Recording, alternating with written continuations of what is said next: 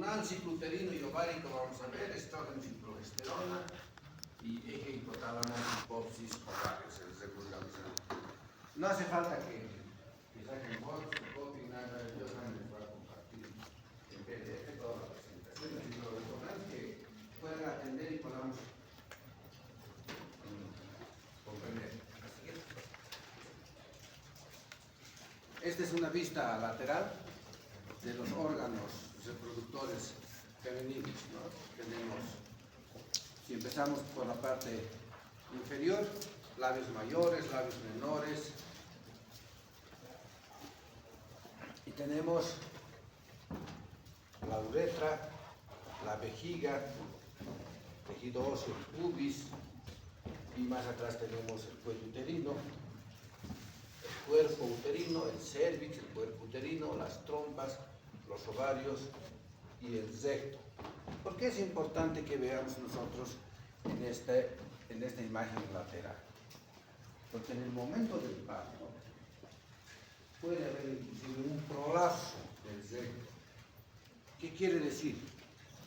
Que sale todo al exterior.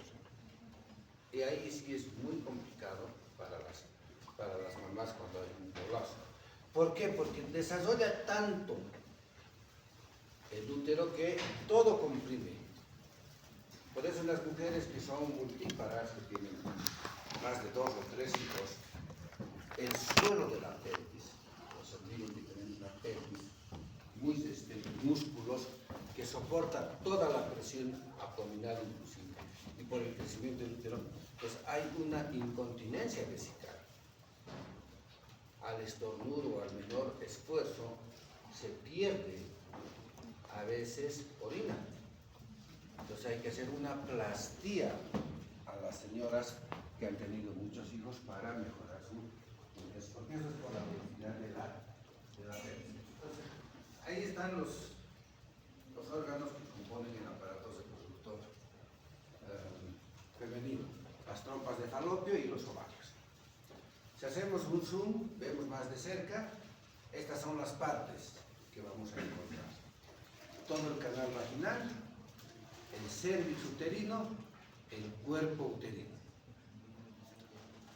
Por el otro lado del ovario, vamos a encontrar las trompas de falopios, y es importante en las trompas de falopio ver la ampolla, porque a nivel de la ampolla, el útero, la trompa uterina, a ese nivel se va a llegar a realizar la fecundación. A ese nivel se va a unir el óvulo con el espermatozoide, el infundíbulo y las fimbrias. Todo esto ayuda. No se olviden que el ovario, este ovario, vamos a suponer que es mi puño, el ovario, el infundíbulo, mi muñeca y las fimbrias. No está pegado, ¿no? Hay un espacio, así, separado. ¿Ustedes han oído hablar alguna vez del embarazo ectópico? Está fuera del útero. El embarazo ectópico se desarrolla fuera del útero. Entonces, por eso es que no está unido, no está pegado. Sus gorras, por favor. Entonces, ahí se produce el deseo. Estas características es porque ese epitelio que se cubre a la trompa uterina es un epitelio ciliado. Tiene unos cilios que van a mover para facilitar el movimiento del útero o del óvulo y del espermatozoide. Entonces es necesario que nosotros nos ubiquemos anatómicamente en estas estructuras. La siguiente. Pero también es importante que veamos la histología del útero. Porque a partir de esto vamos a entender lo que ocurre con el ciclo menstrual. Un elemento fundamental que nosotros tenemos que tomar en cuenta es el tejido muscular. El tejido muscular que tiene fundamentalmente a la arteria arciforme y a la vena arciforme. Esa es la línea que va a demarcar una estructura biomuscular, porque ¿cuántas veces aumenta el útero? En el embarazo, ¿cuántas veces más? Me acabo de explicar eso en práctica. Hasta 10 veces más su tamaño se incrementa. Hay una hipertrofia y hay una hiperplasia muscular. Entonces, crece. Pero es importante que nosotros sepamos que aquí está la arteria arciforme y la vena arciforme. Que estas arterias se van a convertir en la arteria espiral o helicoidal. Porque si bien esta es la parte muscular, el músculo, ¿y qué tipo de músculo será?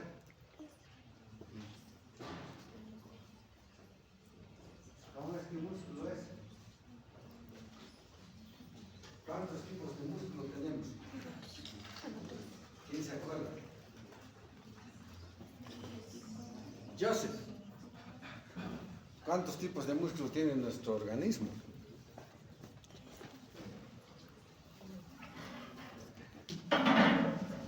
Dos tipos de músculo, jóvenes.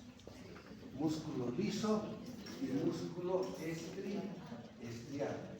Con la característica que el músculo estriado se divide en dos. Músculo estriado voluntario y músculo estriado involuntario. El voluntario está en el corazón. El voluntario está en el corazón. Y el voluntario en todo el sistema es que osteoarticular. Y un poquito en el esófago, ¿no? En el tercio superior del esófago y en la lengua. Lo demás es músculo liso. Y en el útero entonces tenemos músculo liso. Músculo liso, que tiene una autonomía parecida a la del corazón. Se contrae, inclusive no solamente en el momento del parto, en el momento que va a ocurrir la unión del óvulo y el espermatozoide, el útero se contrae tan suavemente que a veces no es percibida por la persona. Pero esto ayuda a que el espermatozoide trepa. No saben lo que tiene que trepar el espermatozoide desde el canal vaginal hasta llegar a la trompa uterina. Se imaginan microscópicamente el espermatozoide y todo lo demás es macroscópico. Por afuera tenemos un tejido conectivo. El músculo que se llama miometrio. Todo esto, de aquí, aquí. Hacia afuera, tejido conectivo. Dependiendo de su ubicación, adventicia o serosa. Hacia adentro vamos a tener el endometrio, que en histología sería todo lo que es el epitelio y la lámina propia. Pero aquí es endometrio, que se divide en dos partes. Hasta aquí, capa basal. Más arriba, capa funcional. Y la capa funcional se divide en dos. La esponjosa y el estrato compacto. Esas dos componen la capa funcional. ¿Por qué recibe el nombre de capa funcional? Recibe el nombre de capa funcional porque toda esa parte, durante el ciclo menstrual, durante el periodo menstrual, se pierde. O sea, en la fase secretora, todo, desde aquí, se va. Nosotros conocemos como periodo menstrual. Cuando ocurre el parto, la placenta se ha unido aquí, a este nivel. Y este músculo se contrae tanto que son unas pinzas que cierran a las arterias. ¿A qué arterias? Las arterias espirales o helicoideas. Así están los vasos sanguíneos y el músculo. Entonces se desprende la placenta y se contrae el músculo. Entonces está haciendo una hemostasia física, mecánica. Porque hay otra hemostasia de la coagulación. Toda la cascada de la coagulación también se va a desencadenar para favorecer. La siguiente, por favor. Las capas en la fase menstrual, fíjense ustedes en esta imagen, todo esto se presenta ya el periodo menstrual. Y este periodo menstrual es un signo de que no ha existido embarazo. Y este ciclo menstrual se presenta cada 28 días, ¿no? Entonces, en algunas personas es totalmente asintomático, sin ninguna manifestación. Y en algunas, inclusive, les lleva a guardar reposo. Es muy doloroso, se presenta con muchas molestias. La siguiente, por favor. ¿Cómo está conformado el ovario? No se olviden que tenemos que ver todo el proceso de maduración en el ovario. Y el ovario está formado por un epitelio cúbico simple, que es el más externo. Creo que tienes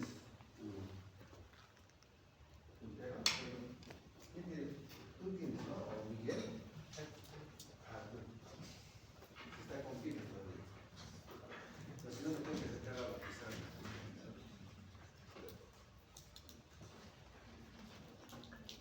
Desde la próxima yo voy a hacer. Aquí tenemos. Este es el epitelio. Es un epitelio cúbico. Se consideraba como epitelio germinativo, porque se creía que este daba origen a los ovocitos. ¿Ustedes se acuerdan cómo se forma un folículo piloso? El epitelio de la piel, que es un plano estratificado no queratinizado, se introduce hacia el tejido conectivo y se engloba. Y ahí se empieza a formar el folículo piloso para desarrollar. Se pensaba de la misma manera para el ovario, que a ese nivel, como en esta imagen, aquí está saliendo, pero no, se pensaba que este epitelio se introducía así, se formaba aquí, se formaba y desarrollaba el ovario. Hoy en día ya no se utiliza como epitelio germinal. Después tenemos la túnica albugínea o albúgena, que llaman algunos, que no es nada más que el tejido conectivo. A los que son mis alumnos de histología, yo siempre les he dicho, después de un epitelio, ¿qué existe? Siempre la membrana basal y el tejido conectivo. Cualquiera sea el tejido que ustedes observen, puede ser grueso el tejido conectivo o puede ser muy pequeño, pero siempre hay tejido conectivo. En este caso, este tejido conectivo es la túnica albugínea, la línea blanca que ustedes están viendo, donde están las diferentes etapas de maduración del ovocito. Esta es la corteza, el cuerpo amarillo y el cuerpo albicans. O sea, empezamos aquí,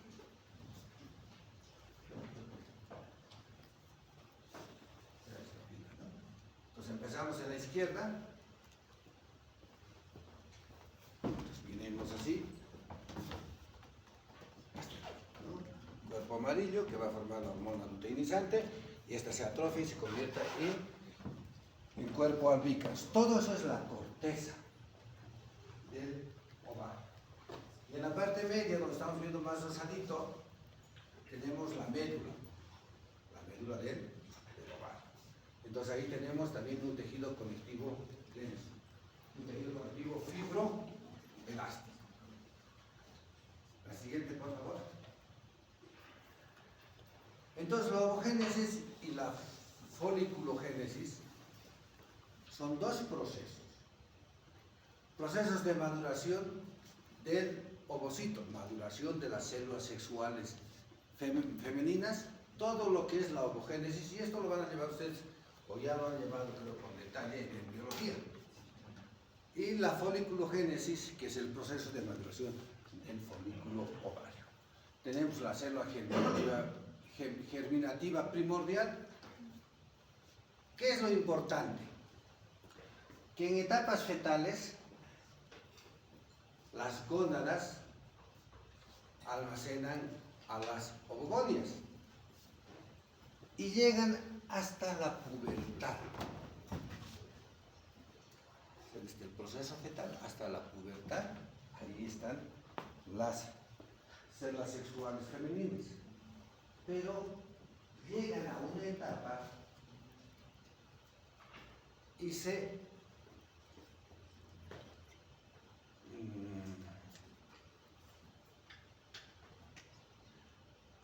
¿cómo podemos decir? Detienen su división, se paralizan. Entonces su mitosis se para. Y ya no empiezan a dividirse hasta que tiene que llegar la pubertad. En la pubertad interviene una hormona, la hormona folículo estimulante. Y esta hormona folículo estimulante, entonces, otra vez empieza a generar la división para formar, entramos a la meiosis 2, y la primera se detiene en la profase.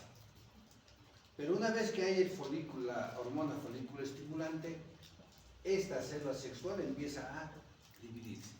Entra en meiosis 2, pero se detiene en metafase.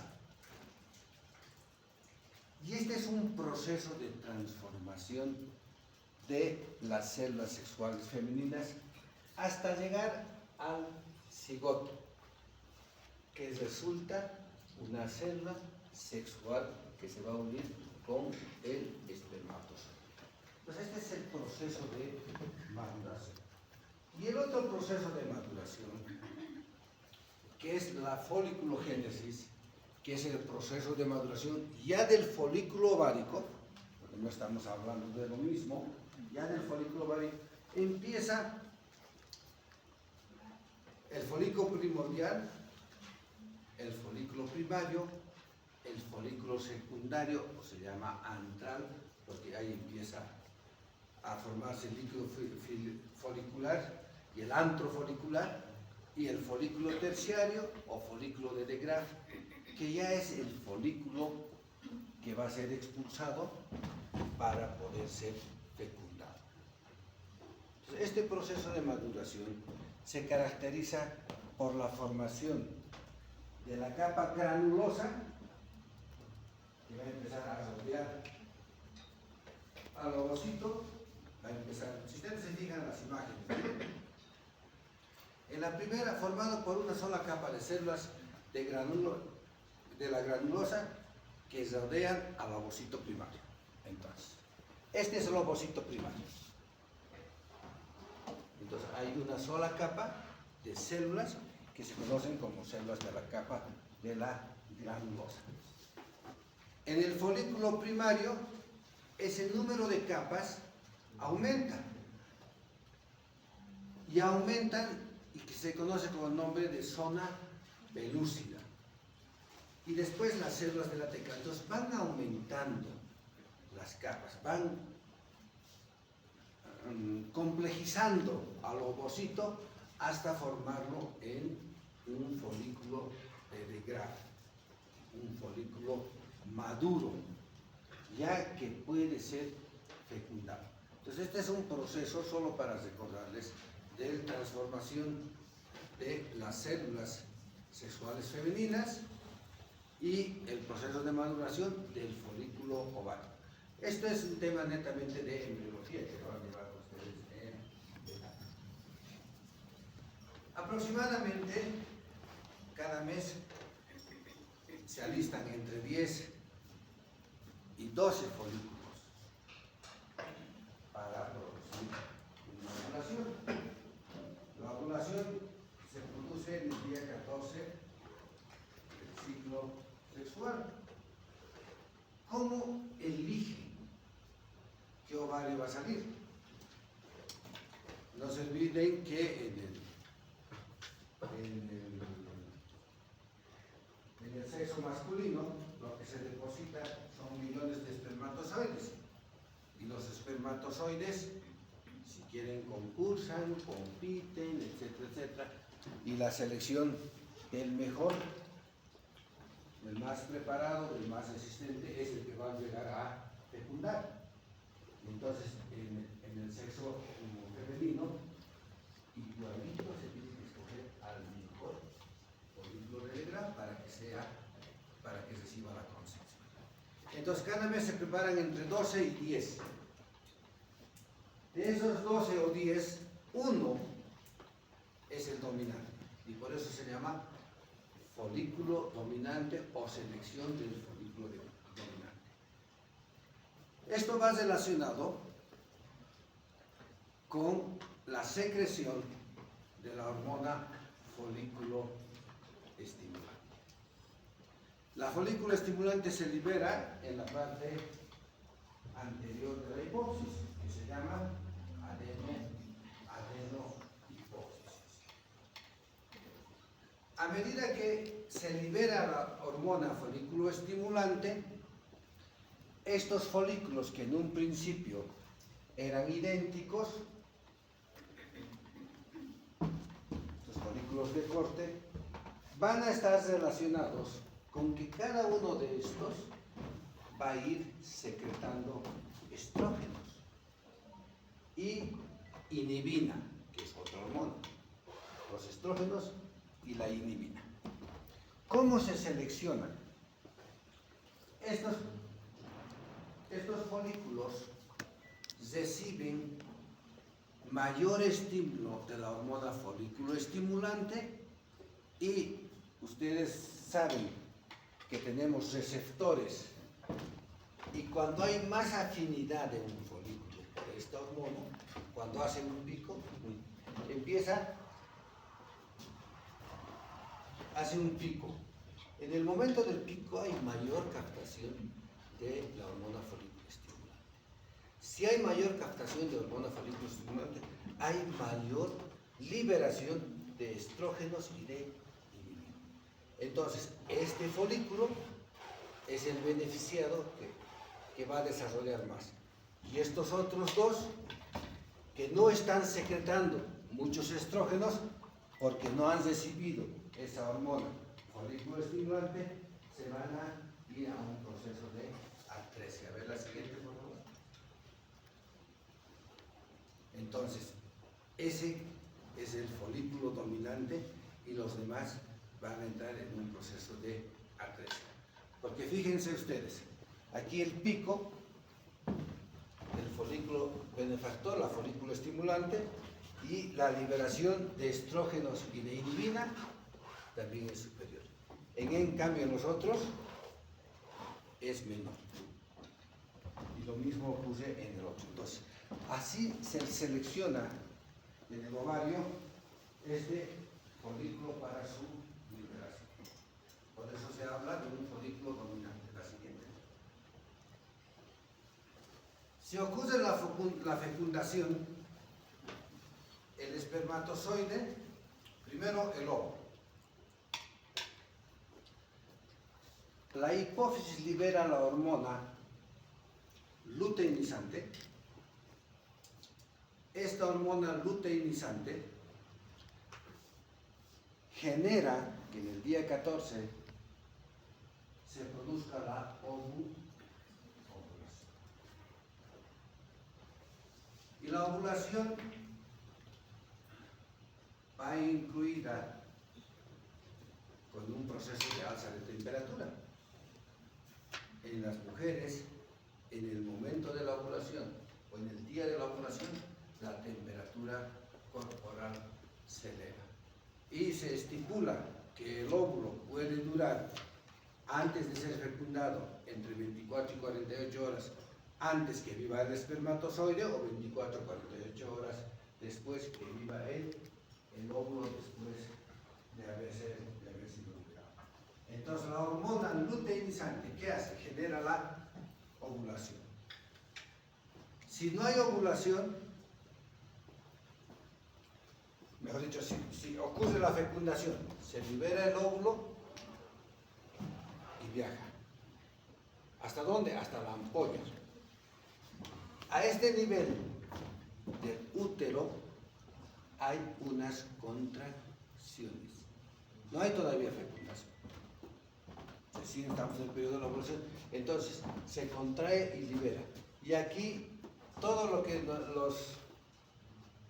los cilios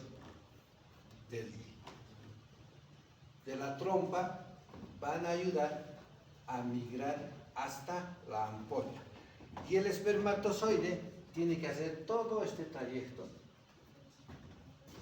hasta encontrarse con el óvulo. Ambos, tanto el óvulo liberado como el espermatozoide, es lo mejor que seleccionan los organismos. Los mejores, los más competentes se encuentran y ocurre la fecundación.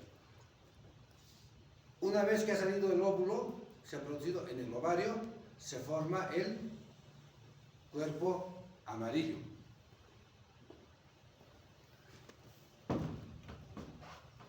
Y este cuerpo amarillo libera progesterona. Entonces, todo ocurre a nivel de la hipófisis. Después vamos a ver cuando veamos hormonas. Eso se ocurre fecundación. La siguiente, por favor. Entonces, si ha ocurrido la fecundación, entonces ya tenemos el cigoto, tenemos la mórula, el blastocisto y hay el viaje de la ligación. Entonces va a viajar. ¿Dónde ocurre? Normalmente la implantación del blastocisto. En el tercio superior del útero y en la parte lateral y posterior. O sea, es un sitio, se puede decir, el más rico para sembrar. Entonces ahí va a ir y va a haber la implantación. Entonces, si hay implantación, va a haber una liberación de la hormona gonadotrofina coriónica. Esta hormona gonadotrofina coriónica va a estimular al cuerpo amarillo, va a haber mayor progesterona, esta progesterona va a estimular al miometrio para que haya mayor alimentación, mejor nutrición para la implantación y el desarrollo del nuevo ser. O sea, todo es un proceso hormonal. Pero puede que no ocurra fecundación. La siguiente, por favor. Si no hay fecundación, ¿qué ocurre? Llega a la ampolla, el óvulo, no hay fecundación, entonces se ha generado en primera etapa.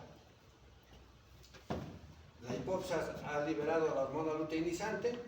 La hormona luteinizante ha permitido que se genere la ovulación y además ha permitido la formación del cuerpo amarillo. Pero como no hay fecundación, este cuerpo amarillo no va a generar progesterona y no va a haber de la anidación, no va a haber la formación de hormona gonadotrofina coriónica. Entonces, por tanto, se va a producir el ciclo menstrual con la liberación de la capa más externa, o más interna si quieren, del endometrio. ¿Dejando qué? Dejando la capa basal, porque esa capa basal que queda en el miometrio es la capa de degeneración. Es el molde que cada mes para regenerar todo el proceso del ciclo. ¿Cómo funciona desde el punto de vista endocrinólogo o de endocrinología? El eje hipotálamo hipofisario ovario. Primero se libera la hormona estimulante de las gonadotrofinas, la GnRH, que también recibe el nombre de gonadoliberina. ¿Se libera dónde? En el hipotálamo, a nivel del núcleo arcuato y del núcleo arqueado. No se olviden que hay otros núcleos, el supraóptico, el supraventricular, que también intervienen en todo el proceso de la regulación de la hipófisis, adenohipófisis, o sea, del hipotálamo y adenohipófisis. Esta hormona, una vez que se libera, va a ir a estimular ¿dónde? A la parte anterior de la hipófisis. ¿A dónde? A las células gonadotropas. No se olviden que en la adenohipófisis están las células gonadotropas.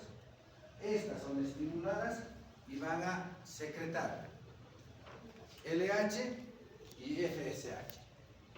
Estas hormonas, la LH y la FSH, ¿dónde van a ir a actuar? Al ovario. ¿Para liberar qué? Estrógenos y progesterona. La una va a actuar en la granulosa y la otra va a actuar en la teca, en las células de la teca. Entonces, ustedes fíjense, ese es el sistema en sí. Pero puede ocurrir los estrógenos y la progesterona. Los estrógenos se sintetizan en la fase proliferativa del endometrio. O sea, los estrógenos se sintetizan en la fase proliferativa del endometrio y en la fase folicular del ovario. Y la progesterona se sintetiza en la fase secretora del endometrio y en la fase lútea del cuerpo lúteo que hemos visto del ovario. O sea, ambas hormonas son liberadas en momentos diferentes, en fases diferentes. Una en la fase proliferativa del endometrio y otra en la fase secretora. Otra en la fase folicular y otra en la fase lútea. La siguiente, por favor. Pero ¿qué ocurre? Que nosotros tenemos la capacidad de el feedback negativo, que es la retroalimentación negativa. Que los estrógenos y la progesterona pueden viajar hasta la adenohipófisis, y decir, basta, ya estamos bastante llenos de FSH y de LH, ya no sé qué necesitamos. Entonces ese es un feedback negativo que nuestro organismo está controlando la liberación de esto. O viajar hasta más arriba para decir, ya no se libere gonadoliberina o hormona gonadotrofina para la liberación de LH y LH. Entonces nosotros, en este caso, el sexo femenino es capaz de regular su liberación de hormonas principalmente gonadotropas, de las células gonadotropas. La siguiente, por favor. ¿Cómo se realiza la liberación en el hipotálamo? No es que la hormona se está liberando todo el tiempo, sino tiene los núcleos del hipotálamo, el núcleo arcuato, funciona como un verdadero reloj. Y a esto se llama generador de pulso hipotalámico. porque son pulsaciones, libera y baja, libera, baja, libera y baja. No es que es una liberación permanente y constante, no. Hay una liberación y una baja, una liberación. A eso se conoce con el nombre de generador de pulso del hipotálamo. Son pulsos normales y al lado ustedes pueden ver la cantidad y el tiempo. Se libera y baja, se libera y baja. En ese proceso de pulsos normales de liberación de GnRH va a ser captado y recibido ¿dónde? En las células gonadotrópicas. Esta es una célula, esta es una membrana celular, esta es una célula gonadotrópica, porque la GnRH ¿dónde va? Va a las células gonadotrópicas. Estas captan. ¿Cómo van a captar? Tiene que haber un receptor de GnRH, que es hormona gonadotrópica. Esta hormona gonadotrópica tiene un receptor. Este receptor es una proteína transmembrana. No se olviden que los receptores son exclusivos. Solo para esa hormona. Este receptor de GnRH no puede recibir otra hormona. Solo recibe a GnRH. Por eso es que los receptores son selectivos.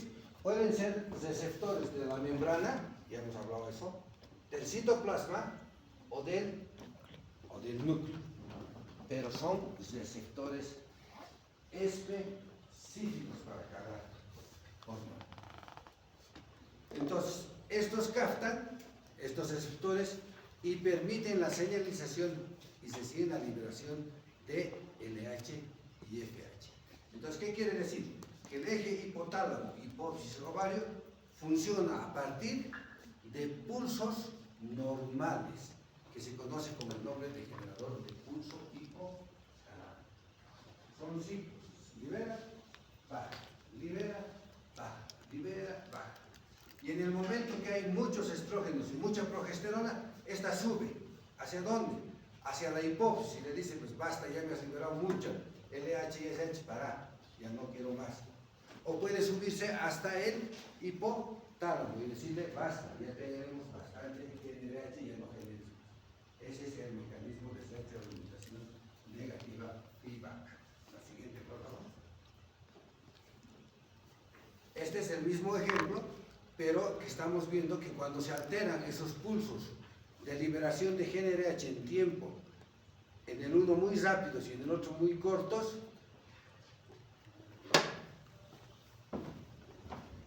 muy rápidos, aquí ya más lentos, ¿qué ocurre? O sea, esa es la maravillosa ciencia de nuestro organismo. Se altera un poquito ese ritmo, como el reloj, por eso se llama el tiempo, pulsos de tiempo, como un reloj, es un verdadero reloj. En el momento que se altera ese reloj, está funcionando muy lento o muy rápido, ¿qué ocurre? El receptor de GnRH desaparece.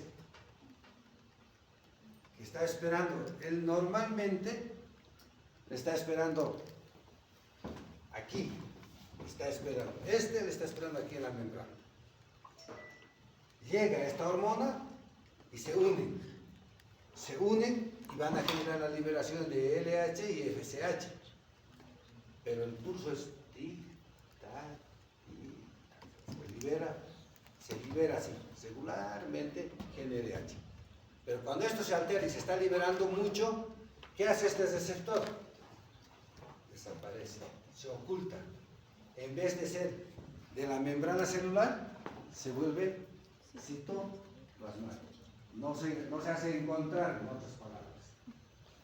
Entonces, si no se hace encontrar, hay una regulación descendente o una desinspiración. Entonces ya no se está captando y entonces hay una ¿qué? Disminución de ¿qué? De hormonas gonadotrópicas. Entonces, para que ustedes vean, en el eje hipotálamo hipófisis ovario funciona como un verdadero celo. En este caso, va a seguir liberándose GnRH, pero no va a haber quien le capte. Y como tampoco hay las hormonas gonadotrópicas, no hay el feedback negativo. No hay quien le diga a la adenohipófisis basta de LH y FSH, pero esta tampoco está liberando. Tampoco suben hasta el hipotálamo para dar la señal de que para la liberación de hormonas gonadotrópicas. La siguiente, por favor.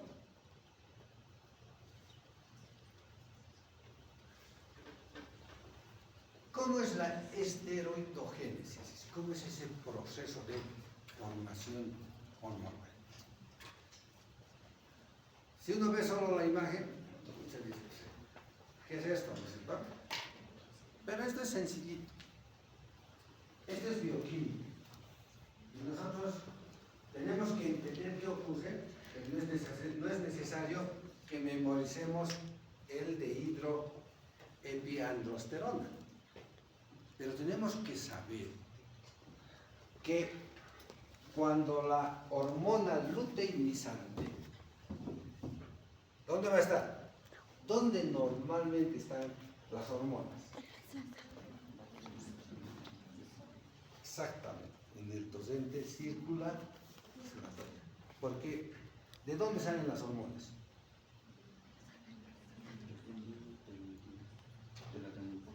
No, ¿de dónde? Así, en global.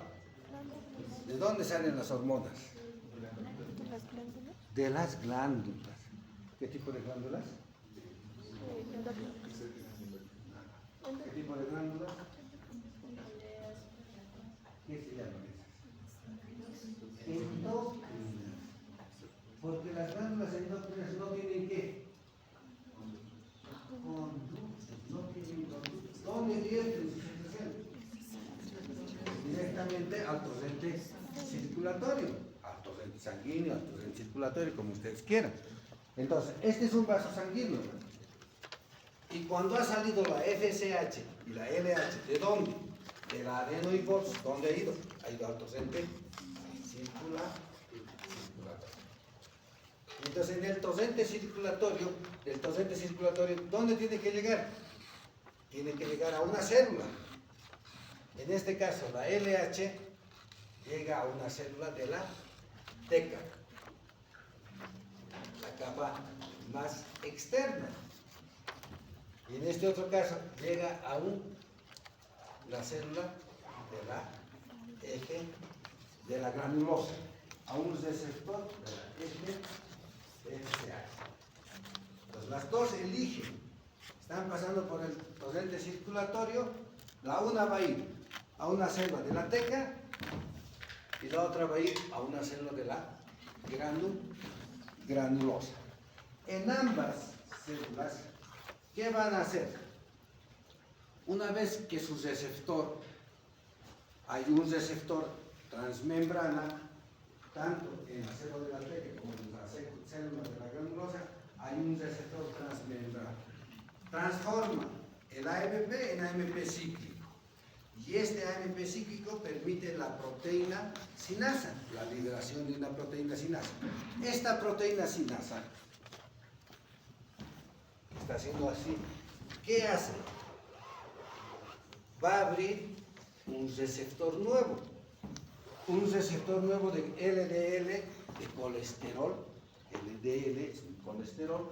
Va a permitir la apertura de un receptor de colesterol, va a captar y va a aumentar al colesterol libre que se encuentra al interior de la célula. Este colesterol, a través de una enzima que se llama colesterol desmolasa, la va a transformar en prednololona. Y todo este proceso que ustedes están viendo es la intervención de enzimas, de proteínas, que van a ir desagregando a cada una de ellas hasta llegar a androstenedona, que a su vez es capaz de dar origen a la testosterona. Pero esta testosterona ya en la célula de la granulosa, es capaz de dar origen al estradiol. Y el estradiol es la hormona más importante en el sexo femenino. Pero para convertirse en estradiol interviene otra proteína enzimática que es la aromatasa. Entonces, este es un proceso de transformación de compuestos que van a convertirse de progesterona en hidroxiprogesterona. Pero al mismo tiempo la hidroxiprogesterona puede dar a la aldosterona. Pero la pregnenolona puede convertirse en 17 de hidrospregnolona para dar todo un proceso bioquímico. ¿Qué es lo que nos importa entender en este caso? Que las hormonas que están en el torrente circulatorio se van a dedicar, unas, la LH le va a apuntar, ¿a quién? A las células de la teca. ¿Para formar qué? Andrógenos. Y la FSH, ¿qué va a hacer? Le va a apuntar a las células de la granulosa. ¿Para formar qué? El estradiol. Pero la androsterona también puede convertirse en estradiol, porque esta es la hormona que necesita con mayor fuerza, con mayores características, el sexo femenino.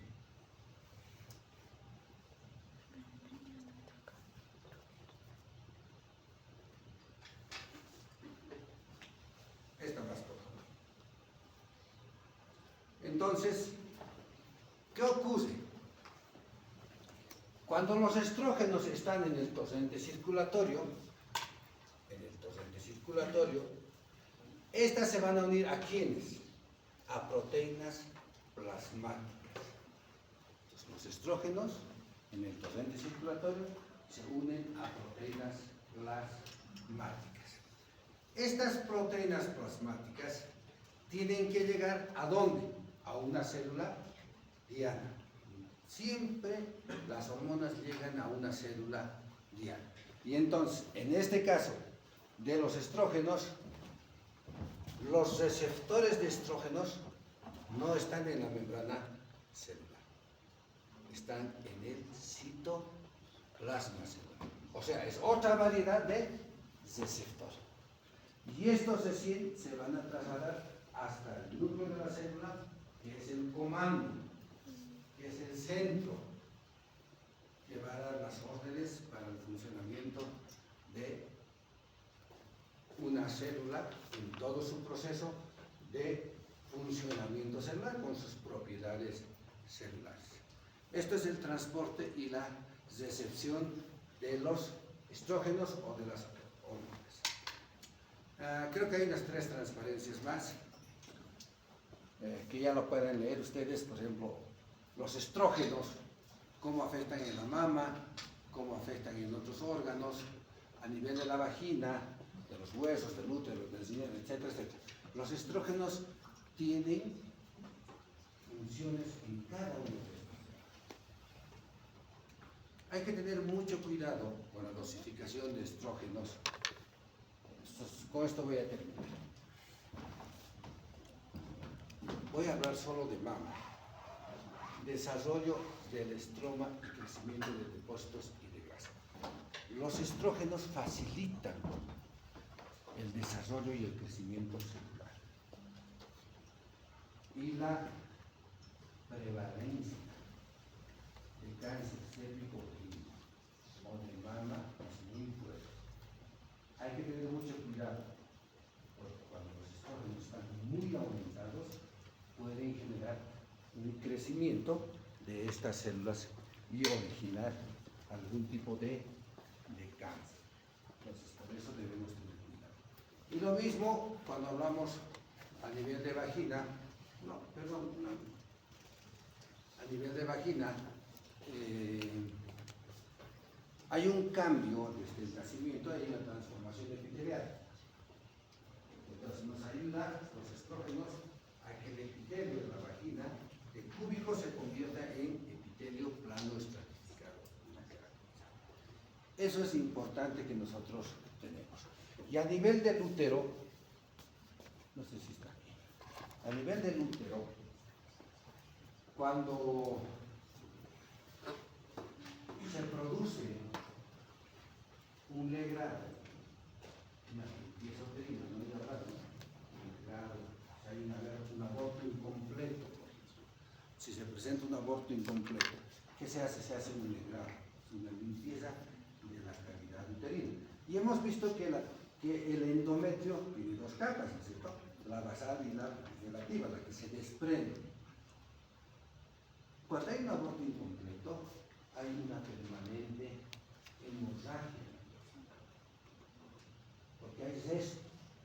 Entonces eso no deja que se contraiga el endometrio y sigue sangrando. Entonces, ¿qué hacemos? Hacemos una limpieza, se llama legrado. Muchas veces en el parto hay que hacer la extracción manual de la placenta, en algunos casos de emergencia.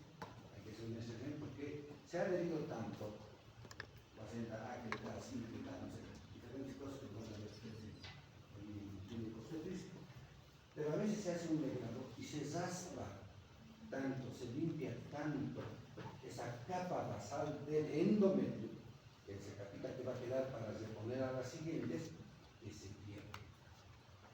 Y ese endometrio no hay cómo se escribe.